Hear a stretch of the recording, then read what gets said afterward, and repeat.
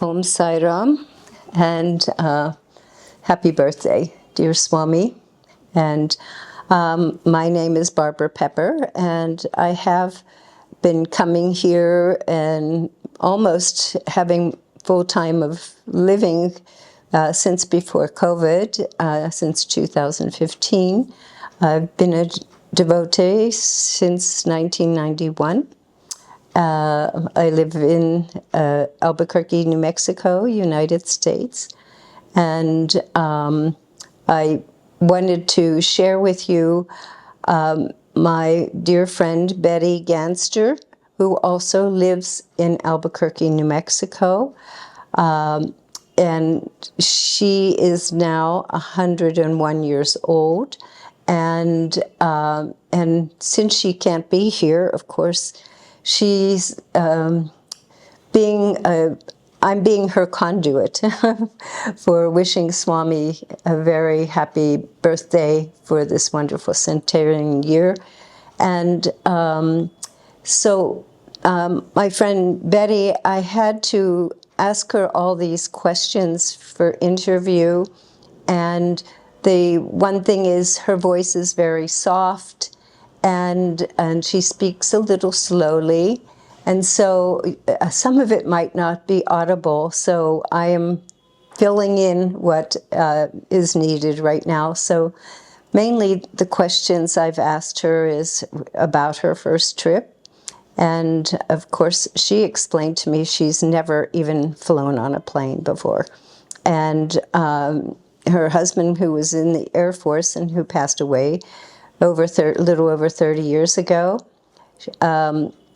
she actually went to his places of service to Japan, Singapore, and different places. But her first trip on the plane, when she met Sai Baba in one of the centers in California, she said to her, "Oh, you're so fortunate because your first flight is actually to see God in India." So she was just thrilled.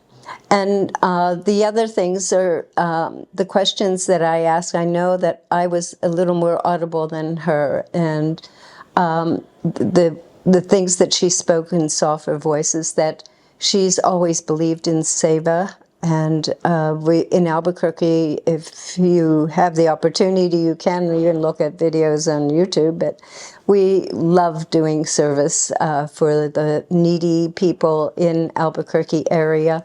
And she did a lot, even more than our particular group. She had another place, what's called the Rescue Mission.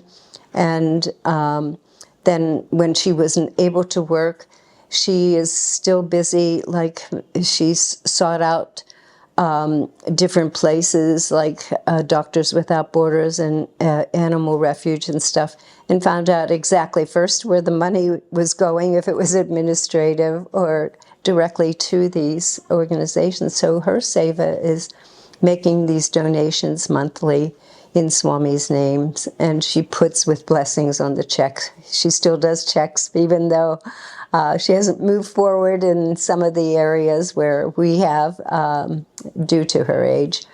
So I am trying to think if there's any other thing I need to augment right now, if there is anything, but she really is very happy. She's lived with Swamy these last 30 years without any assistance other than when I come to visit, and usually fully busy, but she just totally relies on every breath and every thing throughout the day, and it's all Swamy. Her every action, she doesn't take medications, as you know, and I think that part might be audible, but she's trusted totally about Swamy's health, the food she eats, of course, and her exercise, and mainly the important things to her is that she actually, when she wakes up, her first thing is to greet Swamy, and after that, she prays for each person that she knows that are having hard times, and then also does her meditation and bhajans every few days. And she's still capable and still licensed to drive, and it's actually easier on her body. But not as much walking as she would like to do, but she does stay very active, and she's kind of expressed one desire a few years ago about passing, Swamy calling her, and she's even let that go because she believes that Swamy's time is her time, not her time is her time. So she totally surrenders to every waking breath as well as resting.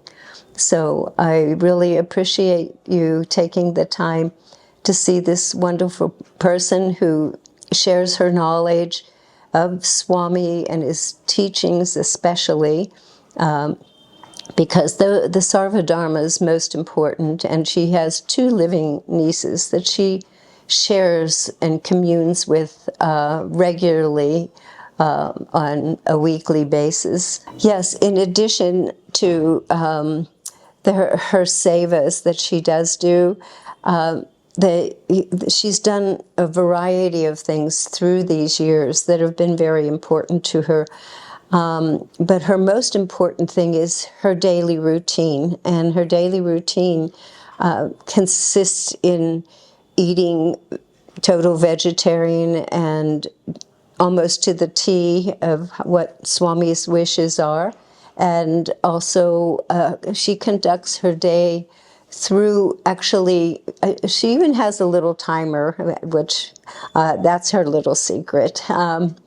She sets timers for when she really wants to pray, when she wants to meditate, and prepare food, and evening singing bhajans, and all these little things. And also that keeps her mind sharp.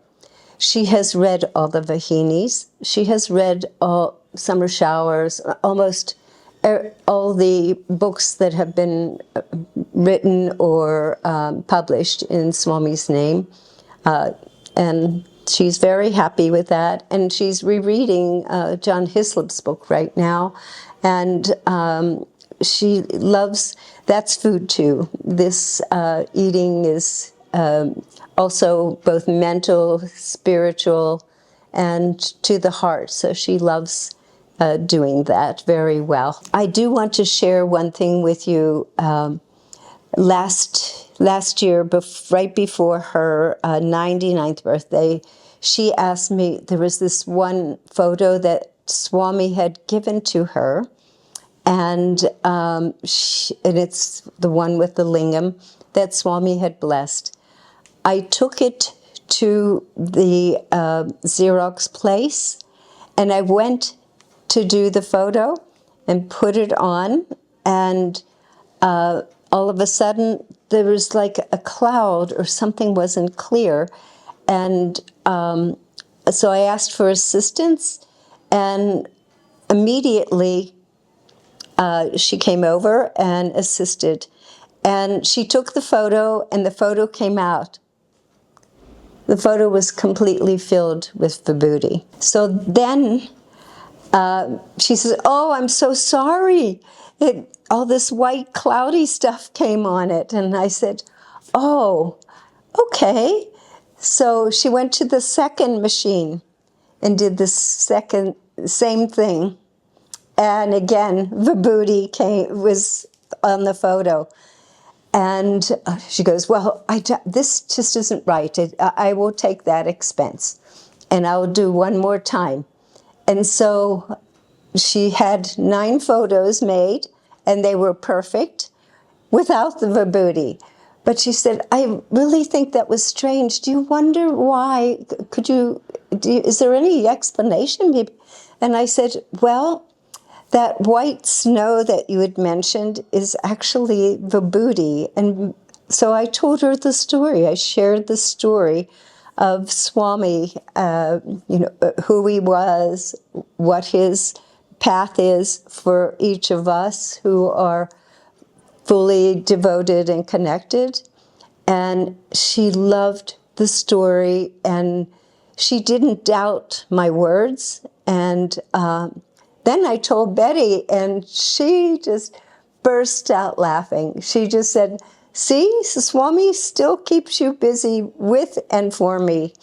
And I love that. She has always convinced me to always rededicate and always, keep Swamys on my lips, to remind what gratitude we have each and every day of our life and the opportunities that we have to serve. And it's such a blessing. In my sharings with Betty, I think there's both this inner communication that we have about seeing each other the next time I return from Puja Party.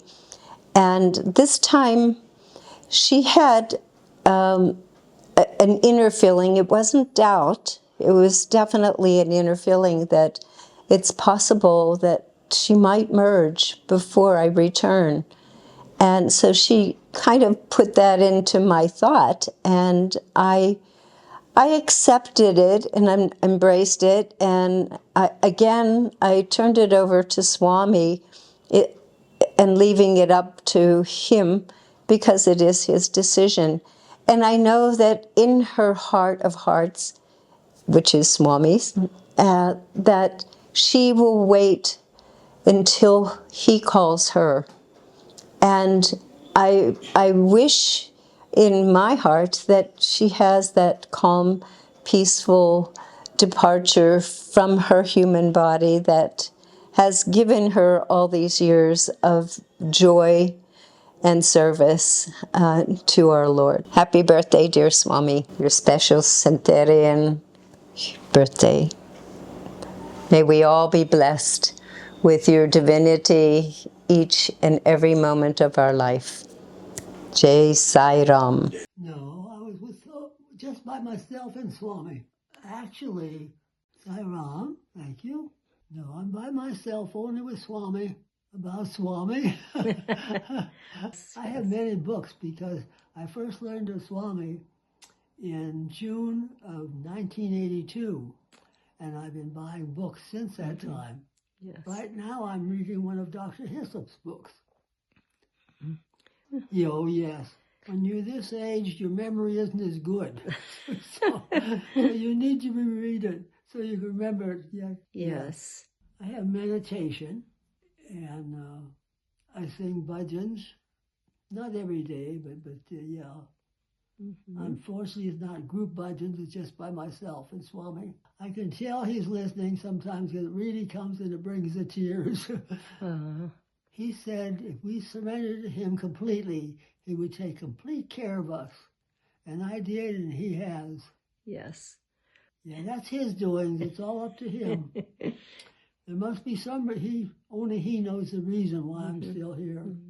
You're so welcome. Yes. For anyone who's curious or on the fence about Baba, read a little bit more. Read some of the books. They are just wonderful. They are just wonderful. He's magical, y'all. He's one without a second. Yes.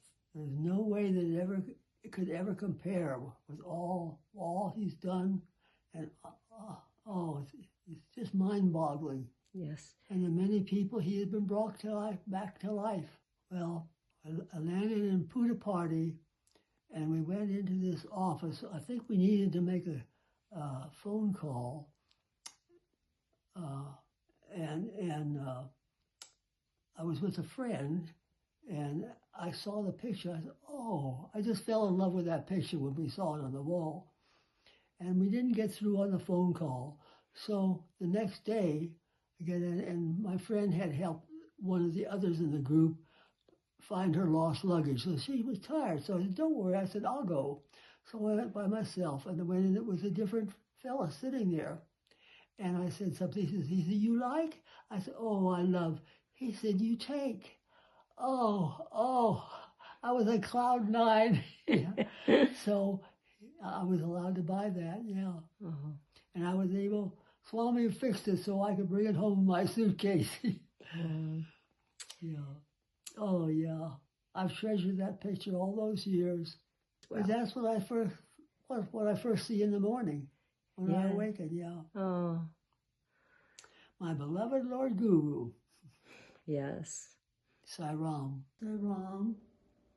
My name is Betty Jean Ganster, and I live in Albuquerque, New Mexico. My age right now is 100.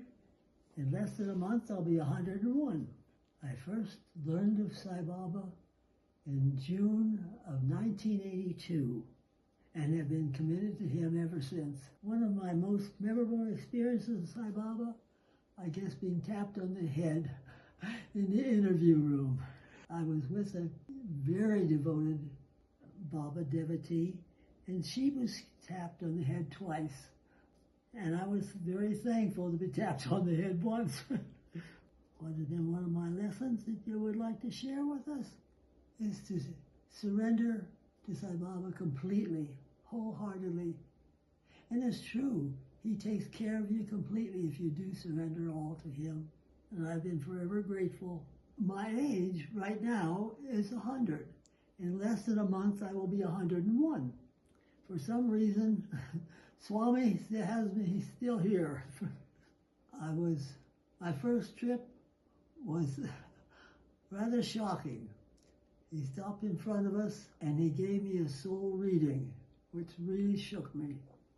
And he invited me along with my friend for an interview. And I crossed the sands with tears streaming down my cheeks. The first trip we flew from LAX in Los Angeles, yeah. I'll never forget those words. Mm-hmm. Once I was introduced to his teachings, I never left them. That was it. Oh yes. Before my husband passed, I was a hospice volunteer and I drove for the Cancer Society. And after he passed, it kept me going. I took on three more service projects. Mm-hmm. I was a hospice volunteer. I drove for Meals on Wheels. Anything I could do to keep busy. Uh-huh. It was in November 1993. This friend of mine, who was a great Baba devotee, called me and said she was having visions of the Santa Fe Trail. So she said, get a ticket, fly up to San Francisco, we get a 2-for-1, and go back there to Albuquerque, because we each had friends back here, you know, and that's what we did. And they drove us around the area and this and that, you know, and we both decided, yes, we could live here, and so that's what we did. Yeah, we went back, and it took us a month to get back to move here. Yeah. Mm-hmm. In the Sai Centers or service-wise? Okay, no, I didn't realize at the time that the Veterans Hospital didn't have hospice, and that's what I went out there to do. And they didn't, so they put me in as an escort. And I worked, you know, we pushed patients in the wheelchairs, we pushed them in beds, we did lab runs. You know, I did that twice a week, you know. It's a practice for me, because you're behind them and you look right through their heart center, yeah. At the Albuquerque Rescue Mission, yeah. Went down there once a week. Toward the end of that, I was known as the salad lady, yeah. And it got to the point where I got so old that I just couldn't hack it anymore. So I finally had to stop, which was very hard to do, yeah. We had a nice little core group here that, to trust completely in what Sai Baba teaches and surrender to him completely. He has said, if you do, he would take care of you in every way, and he has. He took all the fear away from me from living alone. Yes. No, I know he's the resident of my heart. There's no way we'll ever be separated.